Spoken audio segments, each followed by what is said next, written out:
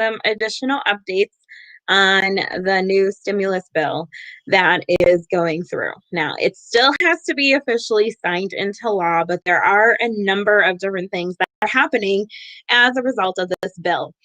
One thing to kind of keep in mind is hopefully this is going to be a lot less crazy than the original bill that went through, because the last one was 800 pages and this one is 5,000. And so there's a lot of additional information, and hopefully a lot of the questions are going to be answered right away. However, as a result of that, there's a lot of things that are out in the open as well, as people are, as we're working on sifting through the 5,000 plus pages of information that is on there. Now, like I said, this is not officially law yet, and after it gets officially signed into law, there will be subsequent steps that happen, clarification. The SBA will get their hands into the process of how PPP round 2 is going to work, and then, you know, additional things will come out as a result of that. EIDL is also being added to as well. So there's a lot of information and a lot of updates that are happening as a result of this. Some things on that note. Round 2 of PPP originally, and right now is being seen as only being allowed for businesses that are on their second round of PPP, for businesses that have had a 25% or more loss within a quarter. So let's say you had a loss in quarter 2 and it was by 25% compared to quarter 2 of 2019, you will be eligible for that second round of PPP funds. Now, I am not sure if that will be amended or further clarified, but that's kind of what it's looking like right now. In addition to that, some really good things. Originally, PPP funds that you received already were going to be taxable, basically taxable in 2020, because you were going to have to exclude those expenses from your 2020 taxes. This has gone into changing that so that you can actually include those expenses, and then the PPP funds are not going to be taxable income. So this is huge because it threw a loop to everybody, like, oh my God, I'm going to be paying all this taxes, all this extra money in taxes on these funds.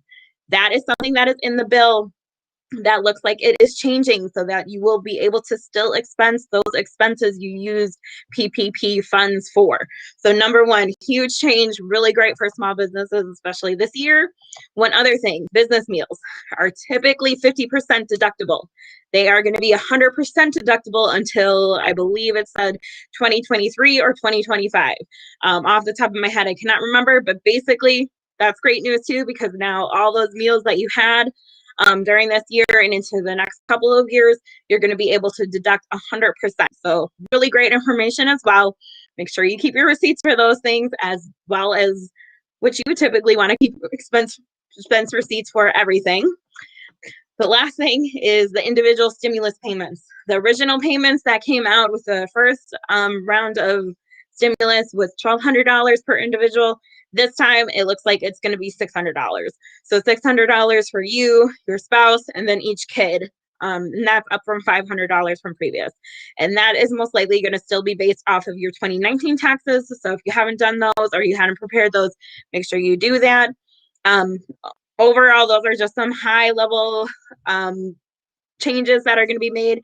In addition to that, there's going to be some really niche specific benefits. So especially if you're in the entertainment industry, the restaurant industry, food industry, those have some specific niche benefits available as a part of this PPP, because those are the industries that were most hard hit. So there is some specific terms for that. So stay tuned for that. If you are not already signed up for our newsletter, shoot me an email or message, or sign up for one of our free Facebook groups, Your Accounting Sidekick. As updates come to me, I will be getting those to you, so that we can move forward with 2021 victoriously and hopefully with a much better year. But those are some high-level updates for you. There's a lot of changes that are happening, a lot of information to go through, and you know how, well, if you may not know, but if you've ever looked at a tax form and the legalese that is in those things, and the bills, it's a lot of information to go through, but those are some high level benefits that are happening. Those will be continued to be further defined in probably the next few days into next week. We have the holidays that are happening, so that may or may not delay things.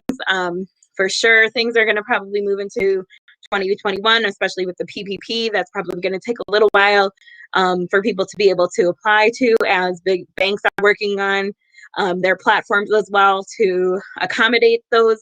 So similar to how it was with the first round, it's going to take a little bit of time for people to apply as they sift through this information, as the SBA puts out guidance and forms. So just keep your eyes open for that information and those updates. I'm available for questions if you have them. If you want to connect with me, feel free to connect. But I will be keeping everybody posted on all of the happenings. So hope you have a great Christmas. If I don't talk to you before then, I'm going to be kind of taking time off because I'll still be keeping up with this stuff, as obviously this is highly impactful to you as a business owner and our clients and me as a business owner as well. So I'll be keeping up to date on that, but hopefully this is helpful just to kind of keep it updated. It still has to get signed into law, so I don't want to put out too much details because it's not official, but those are some things that are in the bill that passed Congress and the Senate. So thanks for watching. Hopefully this was helpful, and I will talk to you again when I have updates. Bye.